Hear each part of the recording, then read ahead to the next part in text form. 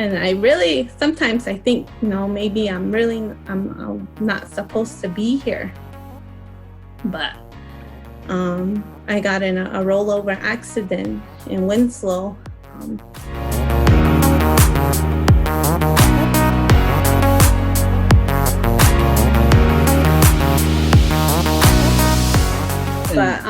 So martial arts.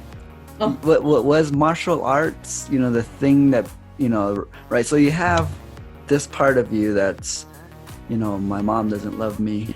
It's her fault for the way things are. It's her, the way that she's living life, and the way that why I have this anger is because of her.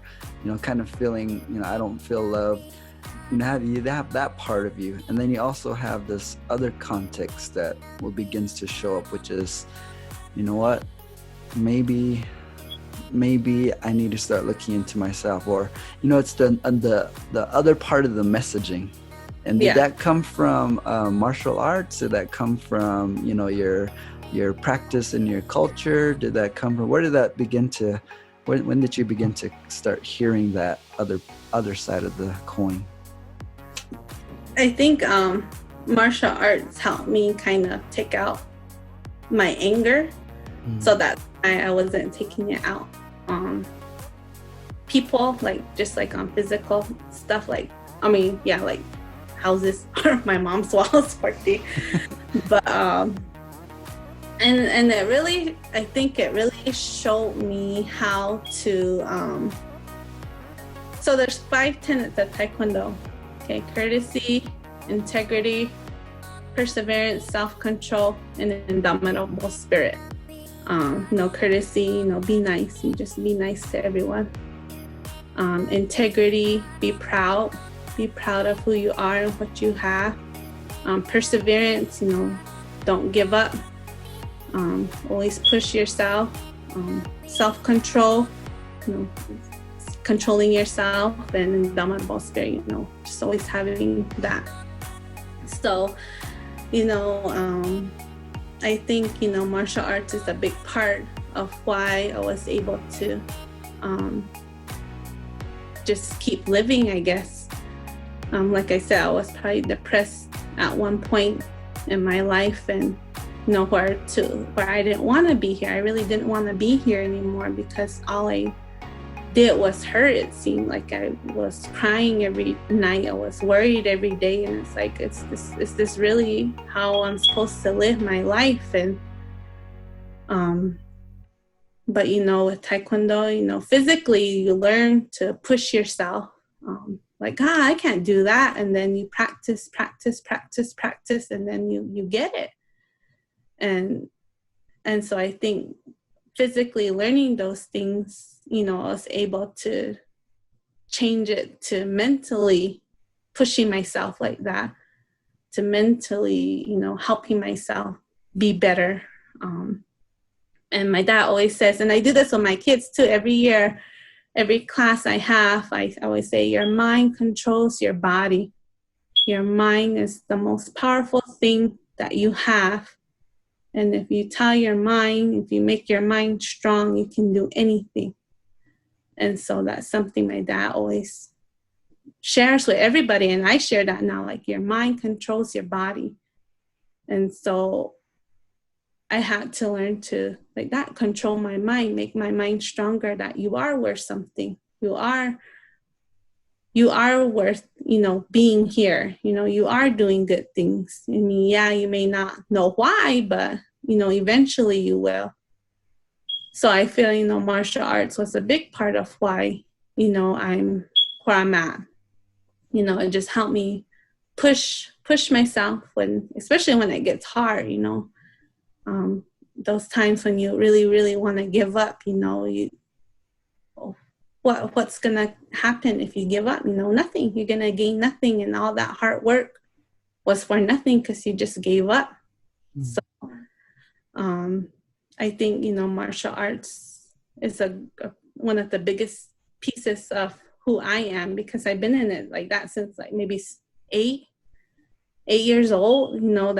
And I don't really practice as much as I should, but it's always there. And then, like I said, I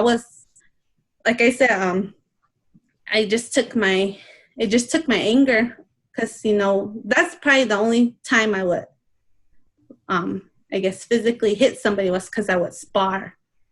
I would fight, and I would just kind of, I was good. I mean, I have to say, I was pretty good.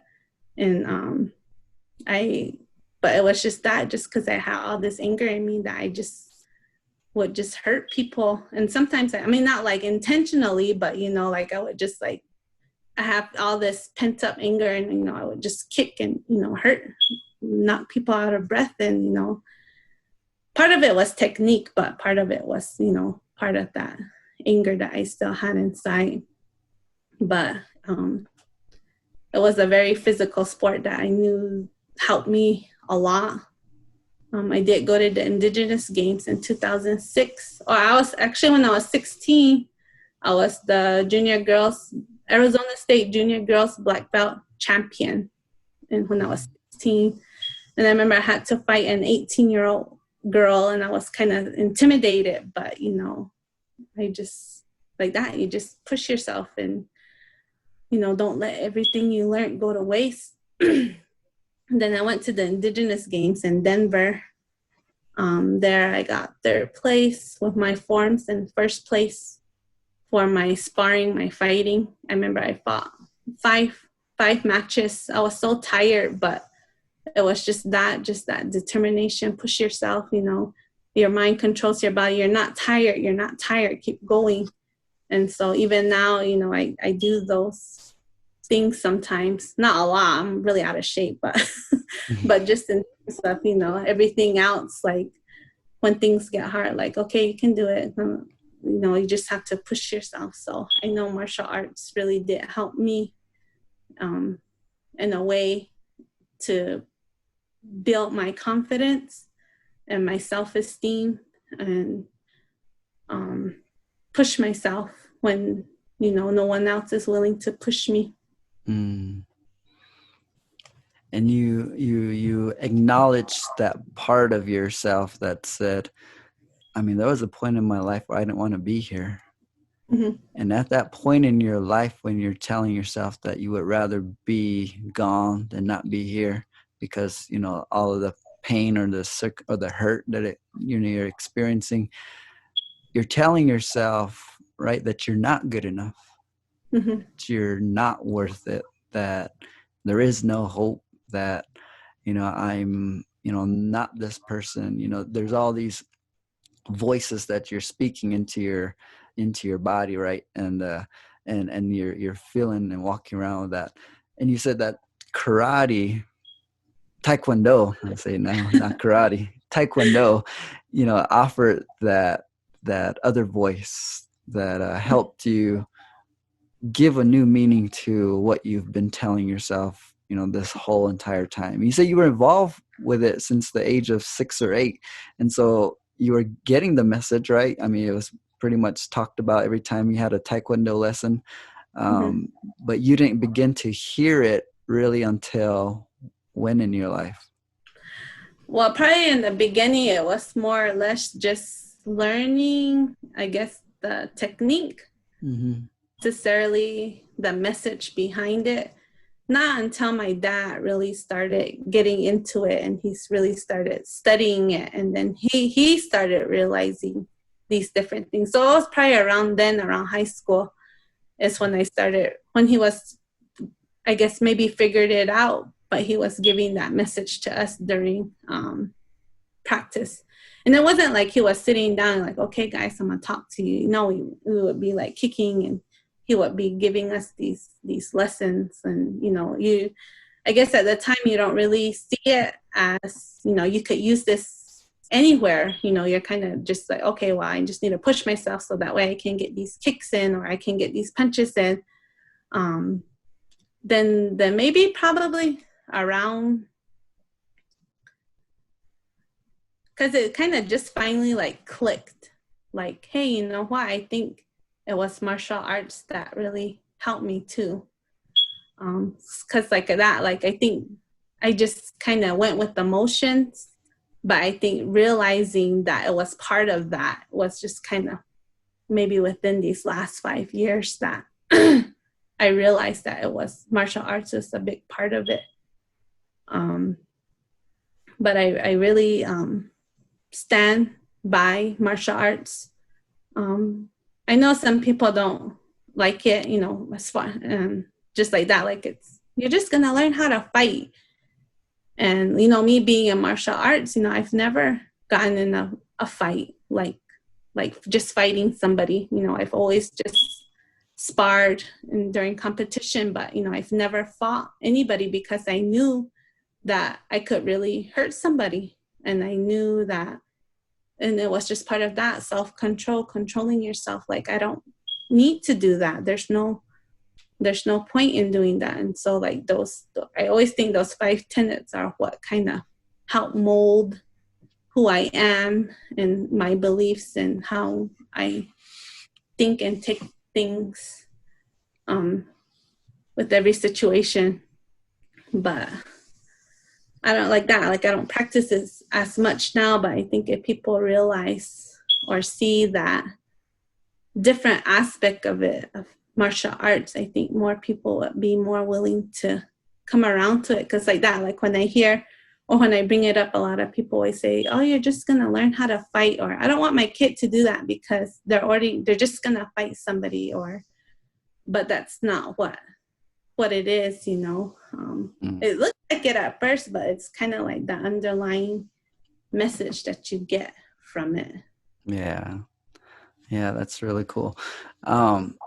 Right to this point, you know, you and your mom's relationship is 10 times better than it was in high school, right? Mm-hmm. And to be able to get to that, you know, there are many instances in which, you know, people growing up in your situation would have continued to hold on to it for the rest of their life. I mean, even, you know, that anger, that resentment, that, you know, the blame, right? The blame that, you know, it was your fault, you know, that why I turned out like this. And, or, you know, it was, you know, you should have done this. You could have done this, you know, you should have never let me do this, you know, all the different things that you could look back on the past and stay stuck at. But for you, you have a great relationship with your mom now. And how did you get there? What things did you have to let go of, or what things that you have to start changing about the messaging that you were putting into your mind? I think I became a mom. And I learned that, you know, being a mom's probably one of the hardest things to do, you know. And, you know, but like, it's hard, but at the same time, you know, it was easy for me to transition into that because, you know, I was already taking care of my siblings. But now, you know, having my own child and, you know, having to pay bills and all the different things that come into play that I didn't have to do. And now seeing my mom, she does a lot. And when she got better, you know, like that, like I was still resentful towards her. And it probably didn't really even get better, probably like maybe probably about maybe 3-4 years ago is when we finally really got good. So it took a long time. But within that time, you know, I just started trying to just observe her, I guess. Because like that, like I was just kind of real, like, don't tell me what to do. Like, you have no right to tell me what to do, especially with my daughter, you know, like, you know, don't tell me what to do with my daughter, you know, that's my daughter, you know, like you didn't take care of me. So like, it was still like that. And I feel bad and I felt bad, but I couldn't help it. I mean, I would already say it, and then afterwards I'm like, I shouldn't have said that. Like, you know, I shouldn't treat her like that. But I think, I don't really know when I started to heal. Oh, it's probably when I just started finally talking talking about it and sharing, my experiences. Because now I can talk about it, easier than how it would. I would just be crying all the whole way or the whole time. And but now, I'm able to, explain it and, just be okay. And I think just talking about it and talking about it with her, and I know she doesn't like to hear it. I know she doesn't like to hear the things that I remember because she feels bad. But in a way, I think it's just my way of, just kind of letting it go because she was a part of it. She was a part of that hurt. And so sometimes, I do feel bad because she does get sad and she regrets it. And she always says, I was just a bad mom. And but you're not now. And, I always have to remind her, that was the past and, we can't change it. But so when I had my daughter like that, I didn't really want to, I guess be not be with my mom, but listen to her. So when I was with the Kayla, I had to really learn some things by myself because maybe I was just too proud, I guess. I don't need you. I don't need you to help me raise my daughter. I can do it by myself. So with the Kayla, and I remember I was telling you about this, that I was a burrito lady. I was a burrito lady when before where I'm at now, because when I got pregnant, me and her dad moved back out here, and I had her out here, and we just stayed out here. But I didn't have a job, and I didn't finish school, I didn't finish college. I was teaching Taekwondo. My dad was able to pay me, so I would go to Winslow on Mondays and Wednesdays. And I would teach Taekwondo. And I think that's where I learned how to become a teacher, just by teaching Taekwondo. But it wasn't, enough. It wasn't enough to live off. It was just, I know he was trying to help me out, but, he still has his own bills to pay too. And, I'm thankful that, he did try and help me in that way. But so I started selling breakfast burritos, and she would come with me sometimes in the morning. We would make breakfast burritos and sugar cookies. And she just started going with me. She would just wake up and, she would go all bushy and in her pajamas still, but she would go with me. And we would always sell at the Tribe. We would just sell there. And I don't know, maybe this is why people bought from me, but I would always sell out. But she would sit there and she would, breakfast burritos, cookies. We got breakfast burritos, cookies for sale. And she was probably only two, 3. And she would sit there and she would me and breakfast burritos, and people would buy from me and from us. And I think that was probably maybe why, because this little girl selling burritos, let me buy from for her. But, this one time I went to go sell down at the Tribe, but I kind of woke up late, and there was people already selling there. And so my thing was to get up early and try and be the first one there, so that way you get the people who come early to work. But I was late, and there was already people selling, and so I said, okay, well, I'll just go somewhere else. And I didn't really sell anywhere else, and I said, well, I'll just go to the school. So I went to stop by the different schools, and I stopped here at Second Mesa Day School, and I was sitting there and trying to sell my burritos. And they had an advertisement, and they're looking for an ESS teacher assistant. And so I did, take some education classes prior to this. And so I had some credits in education. So I was like, they might hire me. I have credits. So I got an application, and I filled it out, and I just turned it in. And then, without even really thinking, or without really discussing it with her dad, so this is kind of where that I think about what Chris had said about that change, or you had said about change, this change happens and, without knowing. So that was kind of another point in time where it got me to where I'm at today. Because, I wouldn't, if I didn't wake up late, I wouldn't have gone to Second Mesa Day School. But I filled it out and I turned it in, and then within that week I got a call from the HR, and she's like, we have your application, we want to interview. So I interviewed, and it was kind of hard because I didn't really know. I've never been in an interview, and then it was like, it was your first job?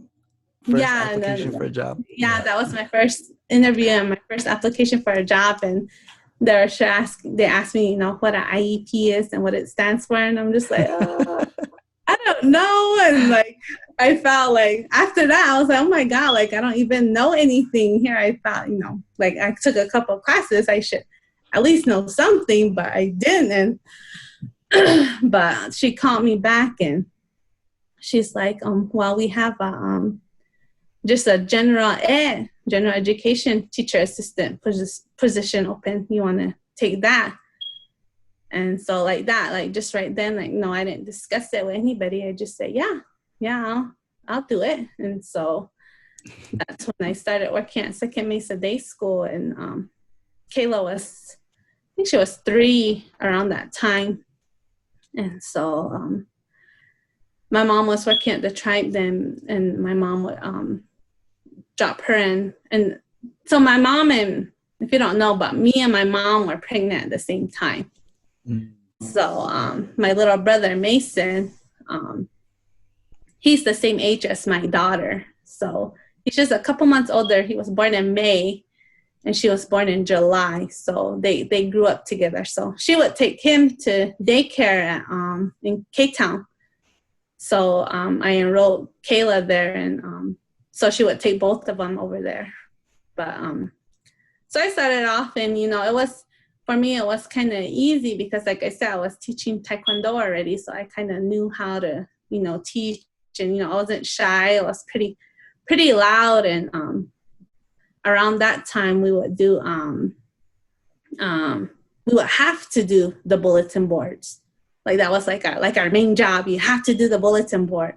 And so I was pretty creative. And so I would just kind of go all out with my bulletin board. But, and, I think these different things happened while I was a TA, to where I was able to actually step up and take over the class and teach. One of my teachers went on maternity leave, and so, she was gone, so I was able to teach. And I was like, oh, hey, I'm kind of good at this, and I kind of like this. And then I remember I got maybe it was lunch or something, but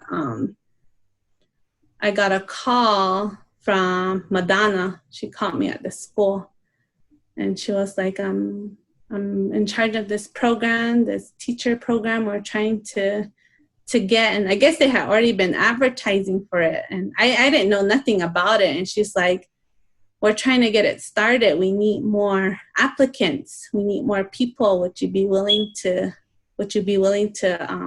try it? And I was just like, oh, okay.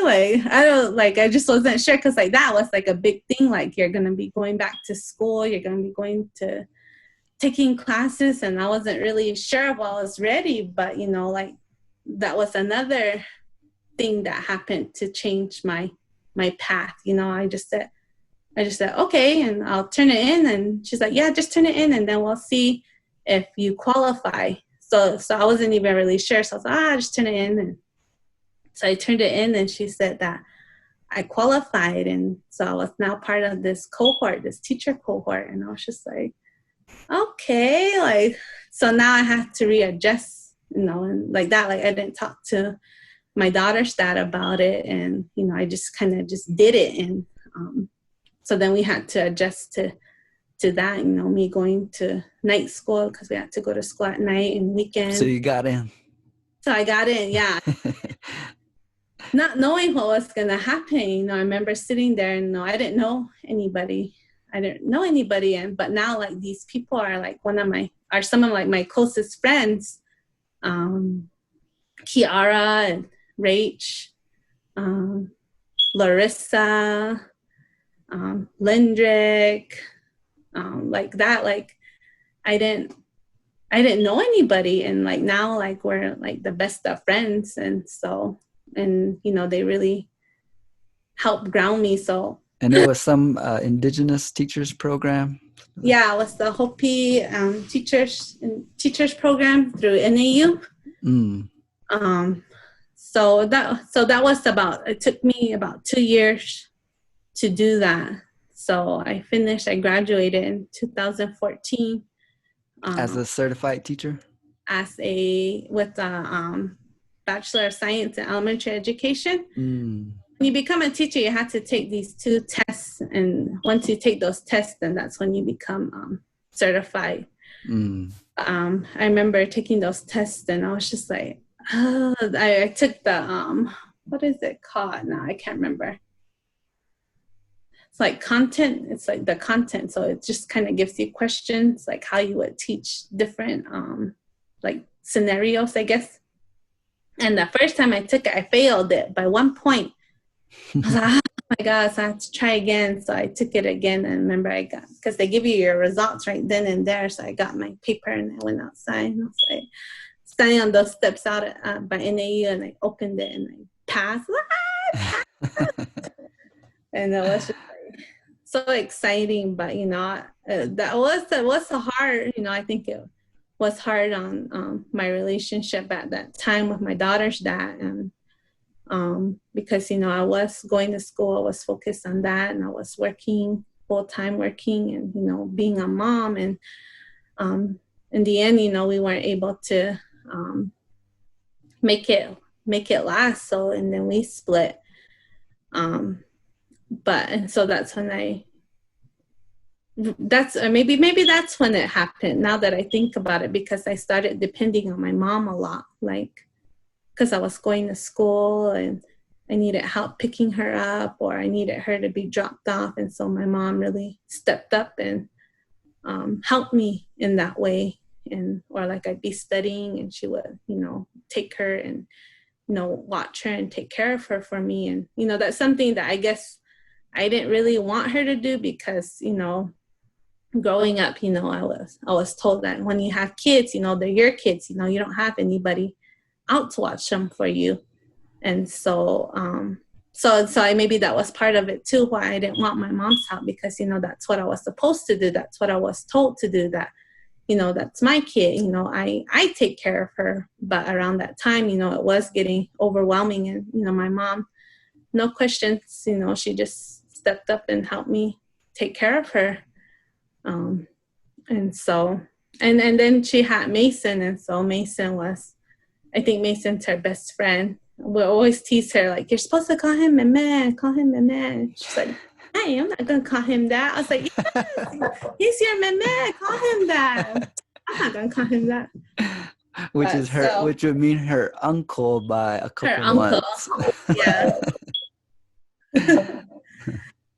So,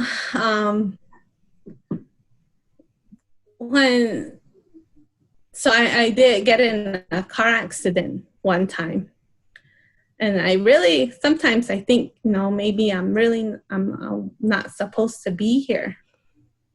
But I got in a rollover accident in Winslow. That's when I was still teaching. I guess this was before. No, it wasn't before. Because the classes were in the evening time and it was real windy. And there was a wind advisory. But I still went, and I took a Kayla and my 2 younger sisters, Joy and Gloria. Gloria's my sister from my dad's side. My aunt's daughter, actually. Anyways, but we went and we practiced, and my auntie G, Gogo, she lives in Winslow. And luckily, she came to pick up a Kayla. She's like, I'll pick her up and, I'll watch her for you. You can come get her after class. So I said, okay. So after so where we would practice this or practice that was at the where the airport is in Winslow on the other side. Mm-hmm. There's that building there. It's a school. I can't remember what it's called, but that's where we would practice. And class was over, and I was taking that back road up to the Hopi housing. And I remember they wanted ice cream, so I went to, because they had closed down the interstate because of the wind.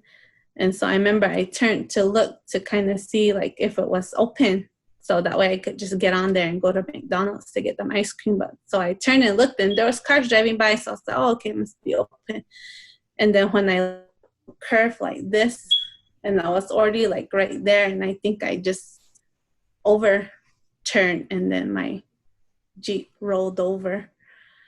And I know it hit this part of the Jeep, but we landed upright.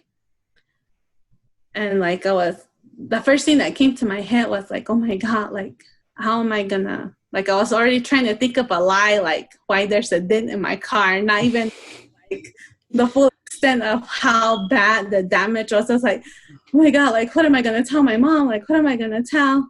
What am I gonna do? Like there's, my car has a dent. Like that was the first, but I was real shaky. I was shaking like this. And while we were rolling, it felt like we were going in slow motion. Because I remember my one sister they were both in the back.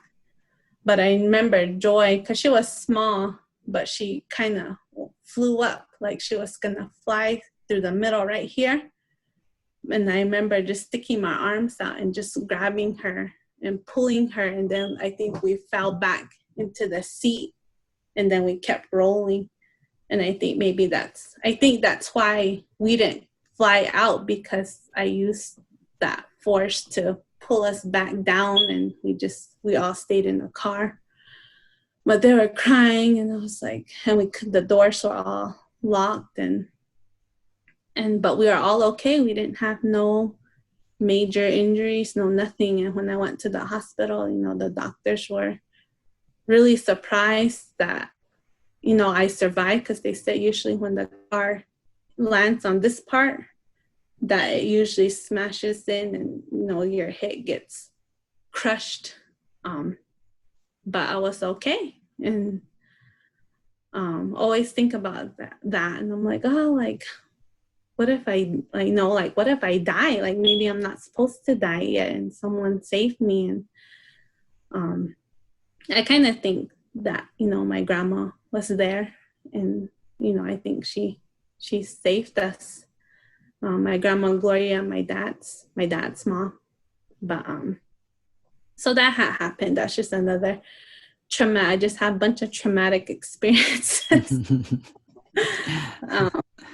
I kind of probably went off the whole trail, whatever. The whole thing we were going about. No, I mean, but just to be able to see that,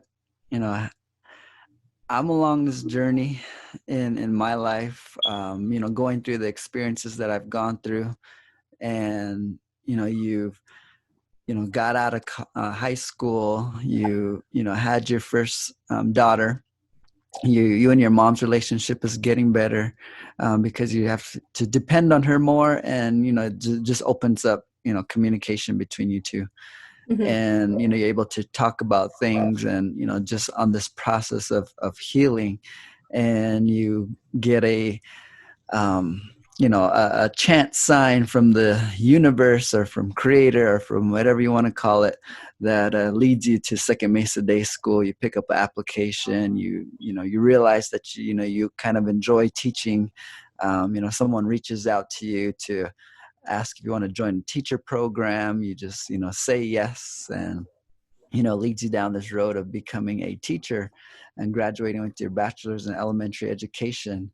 And along this path, you come into along that way, right, an accident, and gives you insight that, hey, you know what, I have a reason to be here, for some reason, something's looking out for me, somebody's looking out for me, and I have something to contribute, or I have something to share, or I have something that is keeping me here, so that I can be there for my kids or share what I've learned. And I think if summarizing what you said, that's kind of where you're at. And so you going around this loop to be able to then find yourself in the position of teaching, now you're sharing what you've learned over your experiences with your kids. And are you where you want to be? I mean, do you look at yourself right now in your life, and does a smile come to your face and a smile come to your heart because of where you were able to grow beyond, right? Because you could have gone down the road of holding on to the resentment, the anger, and continually involving yourself in physical violence, and drinking even more, and that could have been an actual path for you, and it could have taken you a lot longer to wake up. But you woke up a little earlier in your life, and you realized that wasn't the path for you, that there was a little bit more at stake for you, and you wanted to enjoy living your life differently. So are you at where you want to be now? I'm pretty happy with where I'm at, but I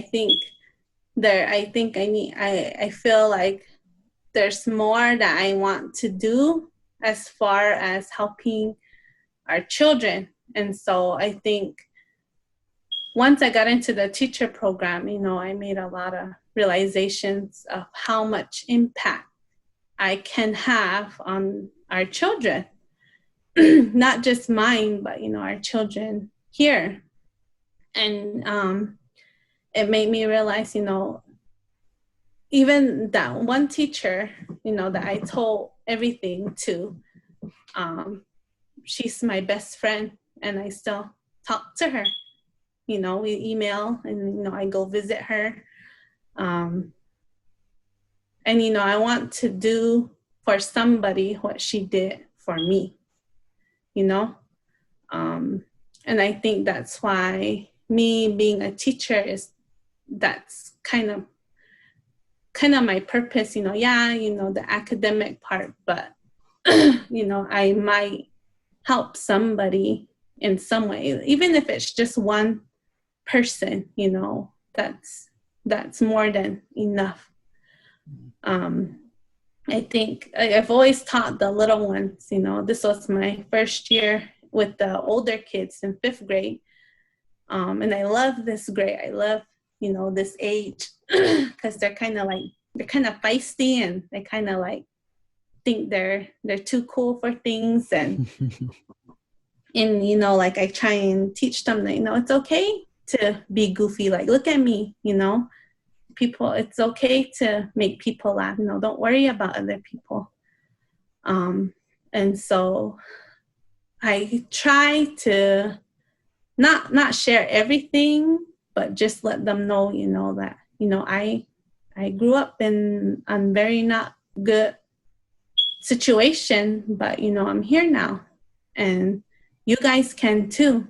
You guys, sometimes life isn't nice, and, you're going to hurt, and you're going to cry, and you're going to want to give up, but, you're going to have to do it, because this is your life. And, if I can do it, you can do it too. And so this was my first year actually being able to share, I guess, that kind of conversation with them. And I feel it really helped me build better relationships with them, because I'm just trying to teach them to be proud of who they are despite their differences. That, sometimes some of us, and I try and teach them that too, you don't know what's happening behind closed doors. So, you be nice to everybody. You don't know what people are going through. So you be nice to everyone. Don't be mean. We don't need mean people in this world. And so I think this past year, I really liked this age group, and we really got along, and I like that, I'm able to really go in depth with some of our conversations. And I think they really took to me, and, you know, we just really had a good relationship, and we've built that family ties, I guess, maybe, like, because we would they always want dinners. Let's have a family dinner. And, you know, they would call us a family. No, it wasn't me, but, you know, the kids, they're calling each other's, you know, this is our family, you know, let's have a family birthday party. Or they find out, hey, it's so-and-so's birthday, let's have a birthday party for our family. And so that was something that really hit me in a good spot. Like, okay, I think I'm doing okay with them. You know, I just want them to know that they're worth everything.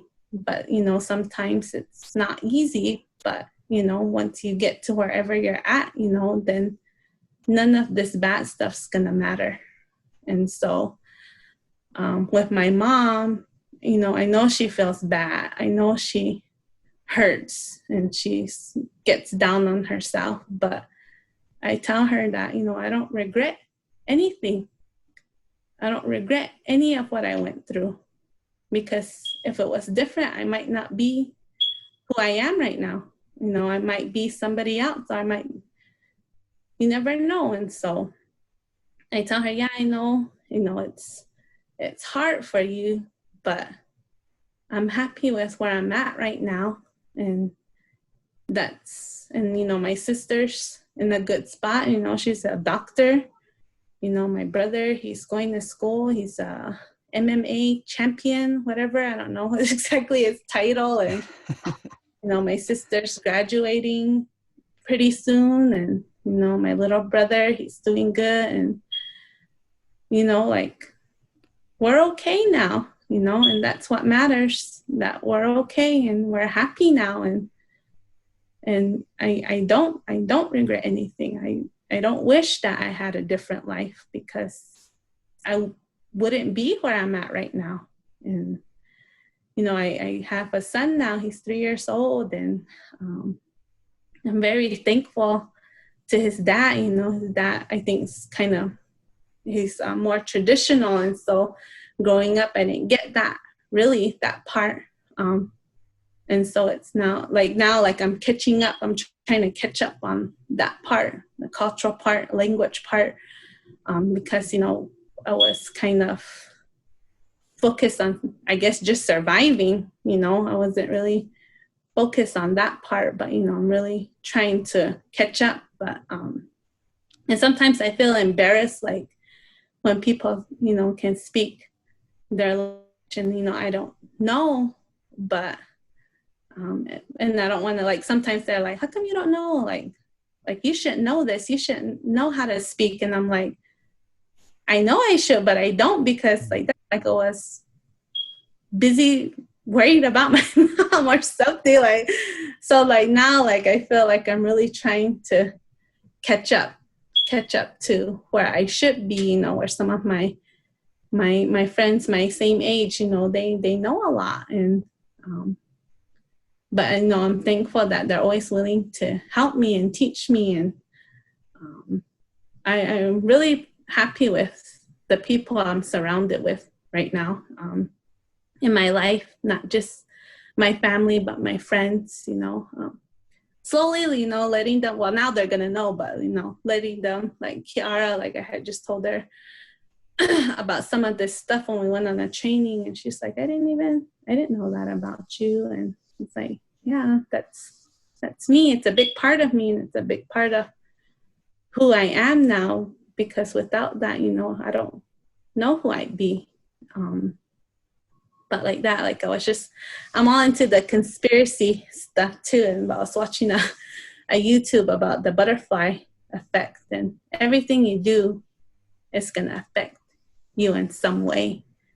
It's going to change your path any direction. So like that, like, if I didn't wake up early, then I wouldn't have applied at Second Mesa Day School. Or if I didn't tell that one teacher what was going on, you know, maybe I wouldn't have had the courage to to tell more people, you know, if I didn't step up and, you know, take care of my siblings, you know, who knows where we'd be. And in all honesty, I think it's them, my siblings, who helped push me to be better for them. And so in the beginning, it was for them. It was to be better for them. But now it's to be better for my kids and for myself. So, you know, I thank my siblings for everything, because if I didn't have them, I don't think I would have had the strength, because they really are my strength. And like that, like at that point when I didn't want to be here anymore, I couldn't leave them. I couldn't leave them to take care of each other, because that was my job. And I didn't want to do that to them. So, and they really are my strength that got me this far. And we have like the closest relationship, I think. And I'm very thankful that they made the choices that they made to get them to where they are now. I feel for Boo Boo, you know, my sister, I think she did what she did, you know, went to college, went out. She did it for both of us, because I didn't do it. And so she, in turn, you know, did it for both of us. And so when she graduated from Hawaii, she was really sad that I didn't go, because part of it was for me, you know. But I watched it on the internet, but good thing I didn't go, because it was really long. But like I tell my mom, you know, me and my mom we're best friends. You know, we call each other's best friends now. And I'm really, really, really proud of her. And sometimes was it hard to find that forgiveness? It was hard. It was very, very hard. It took me a long time. And I think being with Ethan helped me realize, like, some of the things I say, like I didn't know, like realize the way I was saying it. And he would come to me and be like, why did you say that? Or kind of make me think back on what I'm saying. My daughter too. My daughter's real observant. And she's like, why, oh God, how come you talk to her like that? And I'm just like how? And she would, like, you know, explain it, and like that, like, I think unknowingly I was doing that. And so once they were able to tell me, I was able to catch myself. So sometimes I would kind of be mad towards her, but I always apologize now. And I always tell her I'm sorry. So I think maybe there is still a little bit just kind of not fully healed, but, you know, we're getting there. And I know for her, she's still having some just I guess just regret towards everything, and like that. She always feels bad.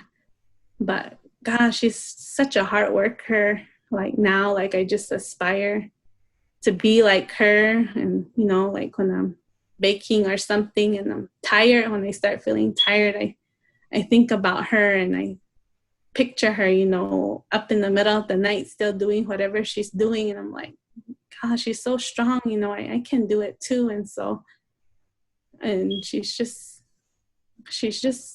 amazing, you know. I'm so proud of her. And I think I just need her to know that. I need her to know that I'm proud of her, because I think once she knows that, then she can start healing more. But, you know, I mean, we tell her, but I think she needs to believe it herself. Then she might get even better. She's my best friend, and we get jealous when we like post things and we're like, my best friend, and we tag somebody else, and then we message, hey, I thought I was your best friend. How come you can tag me?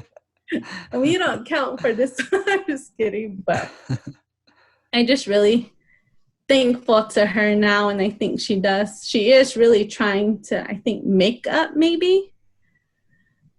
for the things that she didn't do, because like she'll go all out for things like my daughter, she'll be like, Saya, can I have cookies? And like she'll just get up and start making them. I'm like, you make them, like, oh, you can't make them, and like that. Like I think she's really trying to, I don't know, that's just kind of my opinion. Like I think she's really trying to still make up for things that happened, and like that's just her way of, I guess, paying it back, I guess. I don't know, but sometimes I'm like, Mom, just chill out. Like like they can do it themselves, like they can cook themselves or something like that. Like, and I think like that, just becoming a mother and, taking care of my family and, Ethan, and,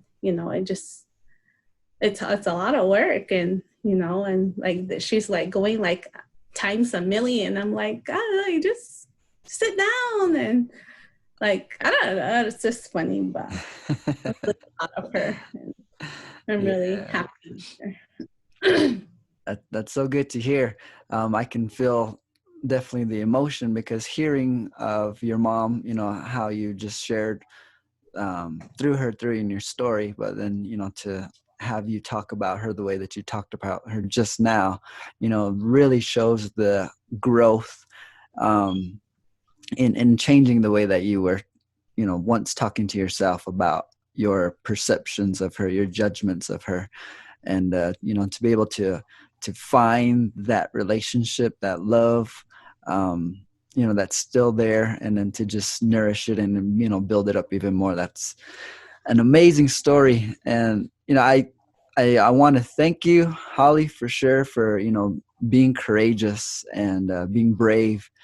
I know you invited your mom to be on here, and that would have been interesting to have, dual dynamic on here to go through that. But I appreciate you for wanting to share, because you notice that you being able to share that there's guaranteed there's someone out there. I know, even on the top of my head, I can think of multiple people who have went through the role of having their parents be in with a physically abusive relationship, or whether they were dealing with alcoholism in the family, domestic violence issues. I mean, it definitely takes a toll. And the message that you share with your kids of we be kind to one another. We don't know what's going on behind closed doors. You never know what words you're going to share that's going to hurt a person or cut a person. And for you to be able to share that, I think definitely helps people understand that, hey, you know what, when we have these emotions of blame towards our parent, towards a situation, it only takes effect on us. And until we reach a point in our life to where we're able to open up and start to share that story, even when it gets to the point of it being hard, but we get to change the meaning that we give to the story, right? At one point in your life, it meant that it was all your mom's fault. Now you've taken responsibility and shifted that to say, you know what?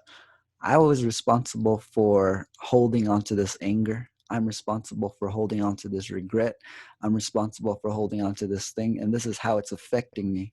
Now that I start to deal with it and make amends, right? It takes a whole lot of vulnerability and braveness to be in a conversation with your mom, to actually say you're sorry, and to actually say, I admit my mistake, and this, I'm sorry for this. But for you to get to that level, I wanted to pull it out of the story to show that, hey, within martial arts, within the disciplined focus of, you know, having your dad to, you know, guide you in that messaging, to have your support system, which was knowing that your siblings were there watching you, depending on you, you know, to know that there was also other people, so, you know, these teachers that you came in conflict with, I mean, came into your circle with, who were there as a support system, all contributed, especially, you know, knowing that your grandparents were there, your family was there, but they contributed to helping you find who you are as a mom today, and who you are as a teacher today, and who you are as a inspiration to, you know, to just, you know, the kids that you serve. Because as you said, the way that that teacher helped me share that day is something that I want to be able to give back to, you know, my students, to know that I could touch their life. And I almost want to guarantee you that if I were to look at some of your students, they would share the same sentiment that, hey, you've shared, you've touched their life in some way. So I just want to say thank you for that, and for being here with us today. Are there any last things that you'd like to share before we wrap up?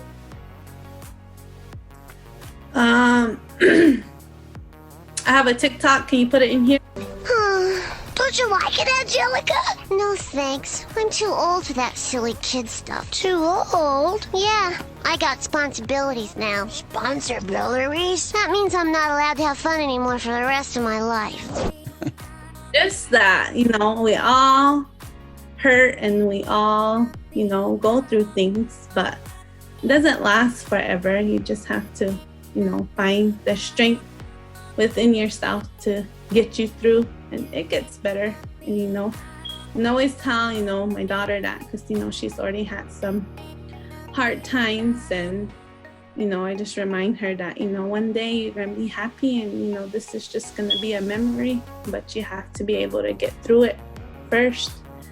So, and that's what I always try and remind myself when things get hard, you know, like, it's going to get better. You just got to get through it. And, you know, we live in a crazy, scary time right now, it seems, but, you know, it's going to get better. And, you know, there's probably a purpose behind this, you know, within ourselves, within our culture. You know, I think people are going to take it in a good way, you know, to build ourselves up. And I'm just really thankful that, you know, you gave me this opportunity to share. You know, I don't really, like I said, a lot of people don't know, but, you know, now a lot of people are going to know. And if you see my mom, you know, tell her she's doing a good job, because she is. You know, I love her, and, you know, just remind her that she's doing a good job. But that's about it.